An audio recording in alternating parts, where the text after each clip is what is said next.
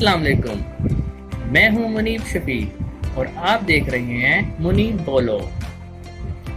मेरे आज के वीडियो का टॉपिक है ईद उल अजहा का मुआशी सरगर्मियों पर असर।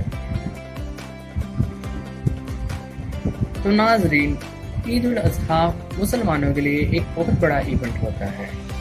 इस मौके पे मुसलमान यानी कि जो साहिब इस्तिताअत मालदार लोग होते हैं वो अल्लाह की राह में जानवर कुर्बान करते हैं। तो ये तो हो गया एक छोटा सा तारुफ। अब मैं आपको एक छोटा सा पस मंज़र बताऊंगा जिससे आपको मेरे आने वाले वीडियो में समझने में बहुत आसानी हो जाएगी। तो नाजरीन, जैसा कि मैंने आपको शुरू में बताया कि कुर्बानी के जानवर को ज़िबा किया जाता है इस ईद उल अजहा के मौके पे। तो जैसे जैसे ईद उल अजहा करीब आती है तो जानवरों की लेन देन शुरू हो जाती है, जिसकी वजह से काफ़ी ज़्यादा मुआशी सरगर्मियाँ भी शुरू हो जाती हैं। और अब मैं नाज़रीन कुछ ऐसे पॉइंट्स आपके साथ शेयर करूँगा जो आपके लिए काफ़ी मुफीद मालूमात होगी। तो मेरा पहला पॉइंट है सर्कुलेशन ऑफ मनी, यानी कि पैसे की गर्दिश काफ़ी बढ़ जाती है। जब बहुत ज़्यादा मुआशी सरगर्मियाँ बढ़ जाती हैं तो पैसे की लेन देन भी शुरू हो जाती है।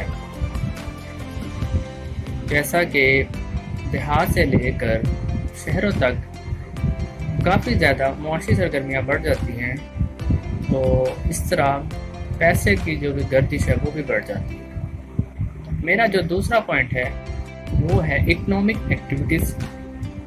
वो चंद इकोनॉमिक एक्टिविटीज़ जो मैं आपके साथ शेयर करूंगा उनमें तो बहुत इजाफा हो जाता है ईद उल अज़हा के मौके पे।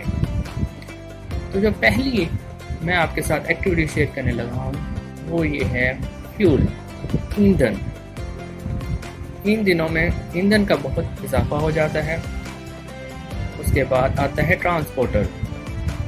ट्रांसपोर्ट जो है आपको देहात से जानवर को लेकर शहरों तक लाना और शहरों से लेकर दोबारा घरों तक लाना, ट्रांसपोर्ट ही इसमें यूज़ होता है। फिर आते हैं लोडर्स। लोडर्स का काम जानवरों को लोड करना। फिर आते हैं कैटल मार्केट, यानी कि मंडी। मंडी में वो लेन देन शुरू हो जाती है, जो एक सबसे बड़ी मुआशी सरगर्मी यहीं पे हो रही होती है। इसके बाद एनिमल फूड, यानी कि जानवरों का खाना। फिर आती है एनिमल डेकोरेशन, यानी कि जानवरों की सजावट वगैरह। फिर आती है एनिमल ट्रेडिंग, यानी कि जानवरों की लेन देन, जो कि एक मेन एक्टिविटी है। फिर आती है नाइव्स बिजनेस, यानी कि छुरी चाकू का कारोबार। उसके बाद स्किन्स, यानी कि खाले। फीट एंड फेस प्रिपेयरिंग, यानी कि सीरी और पाए बनाने का काम। फिर आता है कसाइयों, यानी कि बचर। और आखिर में रेफ्रिजरेटर, जो कि ईद के दिनों में जिसकी डिमांड बहुत बढ़ जाती है। तो ये तो हुआ मेरा दूसरा पॉइंट। अब मैं आपके सामने रखूँगा तीसरा पॉइंट। तो नाजरीन, ईद के दिनों में यानी कि ईद वाले महीने में पाकिस्तान की जो रेमिटेंस होती है, जो बाहर से ज़र मुबादला आता है, वो काफ़ी बढ़ जाता है। उसकी चंद वजूहात हैं जो मैं आपके सामने रखूँगा। जो पहली वजह है वो ये है कि दुनिया के मुकाबले में पाकिस्तान में जानवरों की जो कीमतें होती हैं वो कम होती हैं।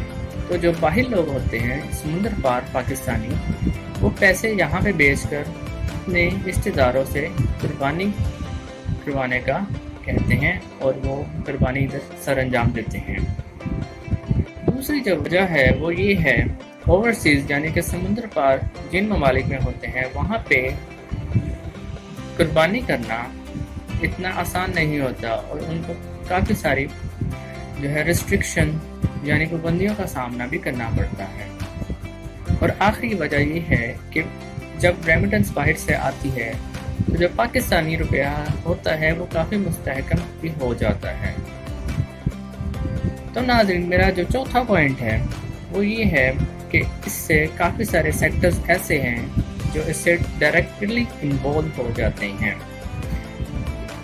اس میں نمبر 1 پہ ہے لیدر انڈسٹری، یعنی کہ چمڑے سے منسلک کاروبار۔ پھر آتی ہے سیمنٹ انڈسٹری، اور آخر میں لائف اسٹاک اور ایگریکلچر انڈسٹری۔ اب میں آپ کو ایک مثال دوں گا جس سے آپ کو یہ تینوں انڈسٹریاں کیوں انوالو ہیں وہ سمجھنے میں آسانی ہو جائے گی۔ جب جانوروں کی لین دین ہوتی ہے اور جو ٹریڈرز ہوتے ہیں وہ جانوروں کو بیچ کر اپنے دیہاتوں میں جاتے ہیں، تب وہ اپنے گاڑیاں وغیرہ، ٹریکٹر وغیرہ یا اپنے گھروں کی مرمت کرتے ہیں، اور اس کے علاوہ جو ان کو اشیاء کی ضرورت ہوتی ہے وہ اسے خریدتے ہیں۔ تو اس طرح جو دولت کی ہے وہ تقسیم امیر سے غریب تک ہوتی ہے، اور پیسہ شہروں سے دیہاتوں تک پہنچتا ہے۔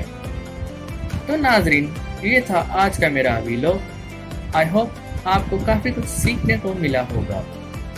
تو ناظرین، اپنا فیڈ بیک ضرور دیجیے گا، کیونکہ آپ کے فیڈ بیک سے مجھے آنے والے ویلوگ میں کافی ہیلپ ہوتی ہے اور امپرومنٹ کرنے کا بھی موقع ملتا ہے۔ تو آج کے ویلوگ میں اتنا ہی، آپ سے ملاقات ہوتی ہے اگلے ویلوگ میں۔ خدا حافظ۔